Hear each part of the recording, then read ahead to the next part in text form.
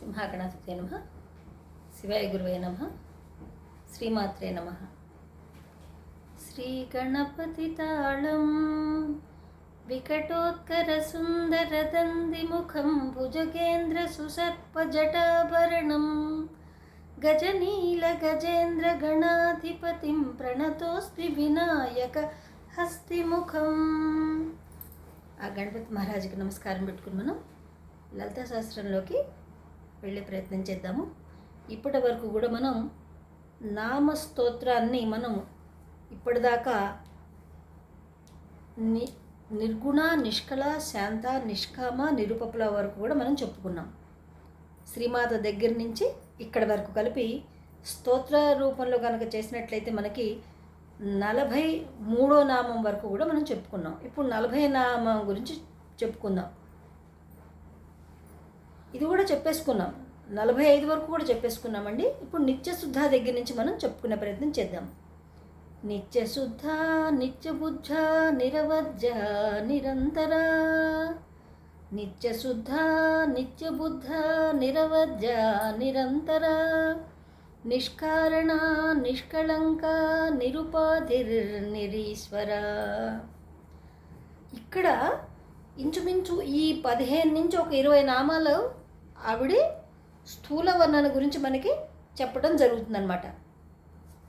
నిత్యముక్త, ఎప్పుడూ ముక్తి స్వరూపాన్ని కలిగి ఉంటుంది. ముక్తి కావాలంటే మనం అమ్మవారి పాదాలనే మనం ఆశ్రయించాలి. ఇక్కడ ముక్తి అనేది ప్రసాదించే అర్హత మీ ఇతర దేవతలకు లేదు. ఇది చాలా విశేషమైనది. ఇతర మతాల్లో కూడా మనకి ముక్తి అనే పదానికి అసలు అర్థమే లేదు. వాళ్ళకి ముక్తి అనేది లేదు. అయితే స్వర్గం లేదా నరకం ఈ రెండే ఉంటాయి వాళ్ళకి. ముక్తి అనేది వాళ్ళకి ఉండదు. ఇక్కడ ముక్తి అనేది ప్రత్యేకమైనది.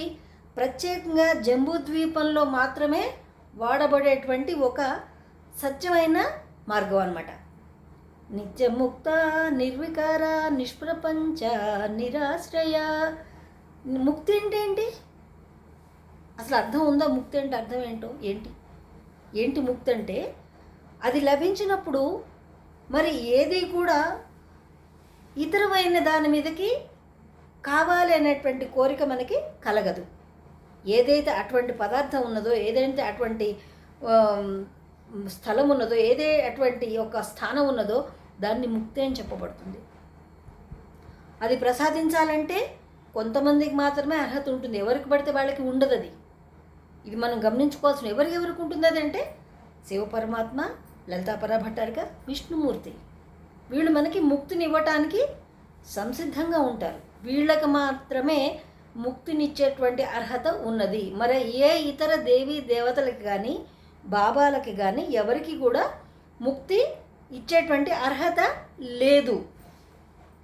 నిత్యముక్త నిర్వికార నిష్ప్రపంచ నిరాశ్రయ. నిర్వికార, ఎటువంటి వికారములు పొందనిది, చెందనిది, మార్పుకు లోను కానిది. ఇది నిత్యముక్త నిర్వికార అని చెప్పబడుతుంది. నిర్వికార అంటే ఎటువంటి గుణానికి కూడా ఆవిడ లోబడదు. ఇప్పుడు మనం ఉన్నాం, పుట్టినప్పుడు ఎంత ఉన్నామండి? మనం ఇంత ఉంటాం చిన్నపిల్లల్లాగా. తర్వాత కొంచెం పెరుగుతాం. అలా పెరిగి మనం కాలంలో పెరుగుతూ పడిపోతాం. తర్వాత మనం ఇంకా ఉండం, కాలగర్భంలో మనం కలిసిపోతాం. కానీ అమ్మవారు అలా కాదు. నిత్యముక్త, ఎప్పటికీ ఒకలాగానే ఉంటుందన్నమాట. ఆవిడ కాలానికి వసురాలు కాదు. నిర్వికార, కాలంలో మనం చెందేటువంటి మార్పులు ఏవైతే ఉన్నాయో అవి ఆవిడ మీద పని చెయ్యవు. ఎందుకంటే ఆవిడ మహాకాల స్వరూపిణి కాబట్టి, ఆవిడే కాలం కాబట్టి. ఇప్పుడు మనం వచ్చింది చిన్నపిల్లగా అని చెప్పుకున్నాం. తప్పటడుగులు లేస్తాం, నడుస్తాం, పరిగెడతాం, అన్ని పనులు చేస్తాం. తర్వాత చేయలేక చతికిల పడతాం. తర్వాత వృద్ధాప్యం వస్తుంది. తర్వాత మంచాన పడతాం. తర్వాత మరణానికి లోనవుతాం. జుట్టు చల్లబడిపోతుంది, పళ్ళు ఊడిపోతాయి, కాళ్ళు చేతులు కొంకర్లు పోతూ ఉంటాయి, షుగర్లు, బీపీలు, ఆస్తమాలు, అన్ని రోగాలన్నీ వస్తూ ఉంటాయి. ఇది మన దేహం మార్పు చెందుతూ ఉంటుంది. ఈ మార్పు చెందే దేహాలు ఏవైతే ఉన్నాయో అవేవి కూడా ముక్తిని ప్రసాదించవు. ఇది బాగా మనం గుర్తుపెట్టుకోవాల్సిన నామం అన్నమాట. నిత్యముక్త నిర్వికార నిష్ప్రపంచ నిరాశ్రయ. ఆవిడకంటూ ఒక ప్రత్యేకంగా ప్రపంచం అనేది ఏమి లేదు. ఎందుకంటే అంతా ఆవిడే నిండి ఉంది కాబట్టి. అంత విశ్వం ఆవిడదే, అన్ని బ్రహ్మాండాలు ఆవిడ సృజిస్తేనే మనకి లభించాయి. మన ప్రపంచం ఏంటి? ఈ భూమండలం వరకే ఉంటుంది మన ప్రపంచం మనకి. నువ్వు ఏ దేశానికి వెళ్ళినా ఎక్కడికి వెళ్ళినా అదే గాలి, అదే నీరు, అదే నిప్పు, అదే భూమి, అదే ఉంటాయి అన్నీ. కానీ ఆవిడకి అవి లేవు, ఇవే అవసరం లేకుండా ఉన్న స్థితిలో ఆవిడ ఉంటుంది. కాబట్టి ఆవిడ నిష్ప్రపంచ. ఈ ప్రపంచాన్ని ఆశ్రయించి ఉండాల్సిన అవసరం ఆవిడికి లేదు. మనం మాత్రమే భూమి మీద ఆధారపడతాము, వాయువు మీద ఆధారపడతాము, నీటి మీద ఆధారపడతాము, ఆకాశం మీద ఆధారపడతాం. ఎందుకంటే ఆకాశం కూడా మనకి కావాలి, వేడి వెలుతురు వర్షం కావాలంటే మనకి ఆకాశం కూడా కావాలి. కానీ వీటన్నిటికీ కూడా అతీతమైన స్థితిలో ఉండేటువంటిది అమ్మ. ఎవరు? లలితాపరా భట్టారిక. నిష్ప్రపంచ నిరాశ్రయ. ఎవరి ఆశ్రయం కూడా ఆవిడకి అవసరం లేదు. ఇప్పుడు మనం ఉన్నాం, చిన్నప్పుడు అమ్మ నాన్న ఆశ్రయంలో ఉంటాం, తర్వాత భర్త లేదా భార్య ఒకరికొకరు వాళ్ళ ఆశ్రయంలో ఉంటారు, తర్వాత ఇంకా వృద్ధులైన తర్వాత పిల్లల ఆశ్రయంలో ఉంటాం, తర్వాత మంచాన పడతాం, తర్వాత హాస్పిటల్లో ఆశ్రయిస్తాం, తర్వాత పైకి పోతాం. కానీ ఇవేవి కూడా ఆవిడకు ఉండవు, ఎప్పుడు ఒకేలా ఉంటుంది. షోడశి నిత్య షోడశిఖారూప శ్రీకంఠార్థ శరీరిణి. ఎప్పుడు షోడశి, ఎప్పుడు 16 వయసులో ఉన్నటువంటి అవయవ సౌష్ఠవంతో, బలంతో, తెలివితేటలతో, అందంతో, శక్తి సమర్థతతో ఆవిడ ఉంటుంది. ఆవిడ దేన్ని కూడా ఆశ్రయించి ఉండాల్సిన అవసరం ఆవిడికి లేదు. ఆవిడనే ఆశ్రయించుకుని ఈ ప్రపంచం అంతా ఉన్నదన్నమాట. ఇది నిత్యముక్త నిర్వికార నిష్ప్రపంచ నిరాశ్రయ. చూసారా అమ్మవారి యొక్క గొప్పతనం అది. దేని మీద ఆధారపడకపోవటము, దేన్ని ఆశ్రయించి ఉండకపోవటము, ఏ విధమైనటువంటి రూపానికి కానీ శరీరానికి కానీ కాలానికి తగ్గట్టుగా మార్పులు చెందకుండా ఉండటము, ఎప్పుడూ ముక్త స్వరూపమై ఉండటము. ఇంతకాలంగా నిత్యముక్త అంటే ఇంకో అర్థం కూడా ఇది, ముత్యాల వంటి శరీర దేహ ఛాయ కలిగినటువంటిది అమ్మవారు. ఇది అమ్మవారి యొక్క విశిష్ట నామం అని చెప్పబడుతుంది. నిత్యశుద్ధ నిత్యబుద్ధ నిరవధ్య నిరంతర. నిత్యశుద్ధ, ఎప్పుడు శుద్ధంగా ఉంటుంది, మలినం లేనటువంటి దేహ ఛాయ కలిగినటువంటిది. ఎటువంటి మలినములు ఆవిడికి అంటవు, లేవు. మలినం అంటే పాపాలు కావచ్చు, ఇంకేమన్నా కావచ్చు, కర్మలు కావచ్చు. నిత్యబుద్ధ, ఎప్పుడు బుద్ధి జ్ఞానం వికసించిన దశలో ఉంటుంది అమ్మవారు. బుద్ధిహీనతకు లోబడి ఆవిడ ఉండే వ్యక్తి కాదనమాట. నిరవధ్య నిరంతర, ఎప్పటికీ ఎల్లకాలం కూడా ఉండేటువంటి అమ్మ. ఒకప్పుడు ఉండి ఒకప్పుడు లేకపోవటం అనేది అమ్మవారికి లేదనమాట. నిత్యముక్త నిర్వికార నిష్ప్రపంచ నిరాశ్రయ నిత్యశుద్ధ నిత్యబుద్ధ నిరవధ్య నిరంతర నిష్కారణ నిష్కళంక నిరుపాధి నిరీశ్వర. నిష్కారణ, ఆవిడకి కారణం కావాల్సిన అవసరం లేదు. ఎందుకంటే కారణము ఆవిడే, కార్యము ఆవిడే. ఏదైనా సాధించాలంటే ఆవిడ ఎకాయకనే వస్తుంది తప్ప ఆవిడకి కారణాలు అవసరం లేదనమాట. నిష్కారణ నిష్కళంక, ఎటువంటి కళంకాలు కూడా లేని తల్లి. చంద్రుడికైనా కళంక ఉందేమో కానీ అమ్మవారికి ఏ కళంకము చూపిద్దామన్నా కూడా ఎక్కడ కూడా ఒక్క కళంకం కూడా లేదనమాట.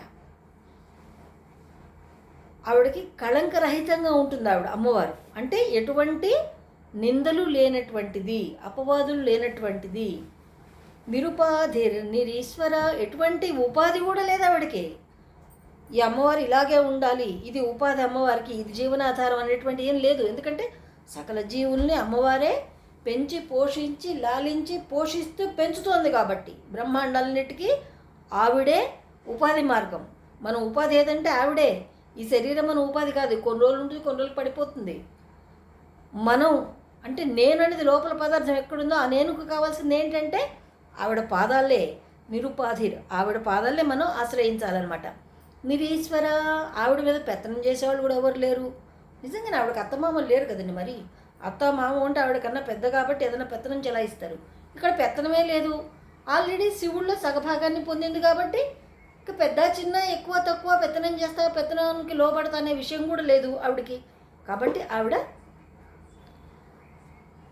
నిష్కారణ నిష్కళంక నిరుపాధిర్నిరీశ్వర నీరాగ రాగమదని నిర్మద మదనాశిని. ఎటువంటి రాగము ద్వేషము భయము క్రోధము ఇవైతే ఉన్నాయో గుణాలు ఆ గుణాలు ఏవి కూడా అమ్మవారికి లేవు.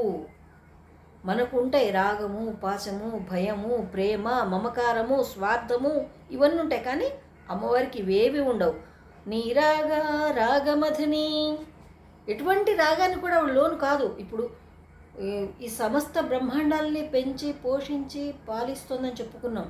ఇంత పెద్ద విశ్వంలో ఆవిడకి తెలియదంటూ ఏది లేదు. కానీ దీని మీద అనురాగం లేదు ఆవిడికి. అమ్మో ఇది లేకపోతే నేను లేనేమో అన్న భావన ఆవిడికి లేదు. ఆవిడ కావాలంటే వస్తుంది, కాలేదంటే పీక పారేస్తుంది అనమాట. అటువంటి అమ్మవారు ఆవిడ.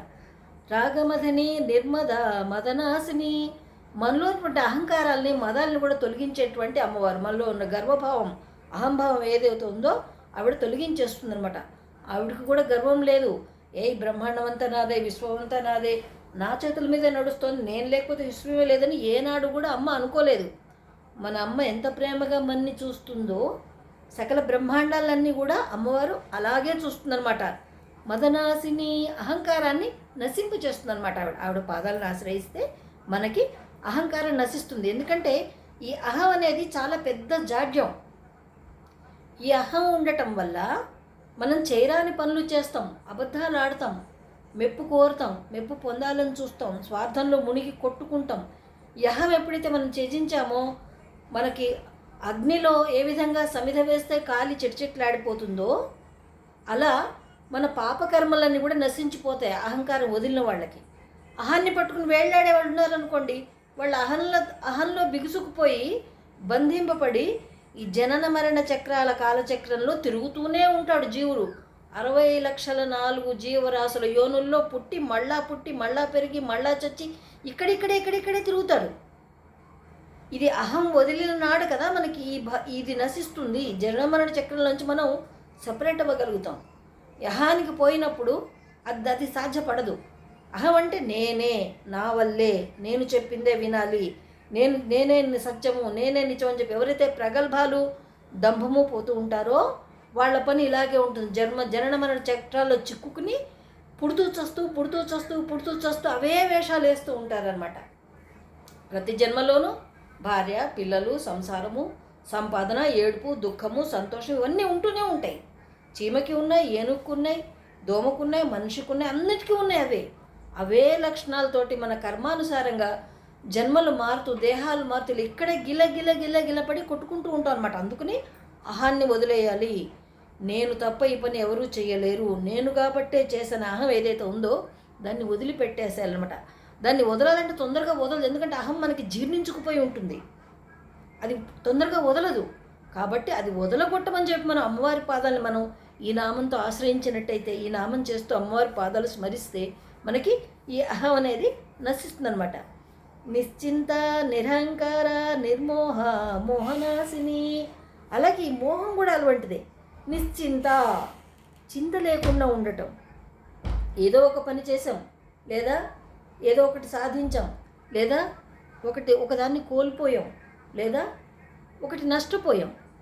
ఇది ప్రతి జన్మలో ప్రతి జీవికి ఏదో ఒక సమయంలో జరుగుతూనే ఉంటాయి.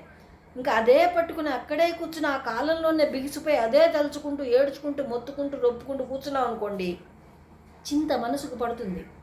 అది మన్ని అధఃపాతాళానికి నొక్కేస్తుంది. కాబట్టి మనసుకు అంటకుండా ఉండటమే చింత లేకుండా ఉండటం. వస్తాయి అనుభవాలు అన్నీ వస్తాయి జీవితంలో. ఒక 60 ఏళ్ళు వచ్చేసరికి చావు పుట్టుకలు, బంధాలు, విరోధాలు, ప్రేమలు, శత్రుత్వము, స్నేహము, ఇవన్నీ కూడా వస్తాయి, అనుభవంలోకి వస్తాయి అన్నమాట. ఇవన్నీ కూడా కానీ మనసుకి పట్టుకోవద్దు. మనసుకు పట్టుకోవాల్సిందేంటి?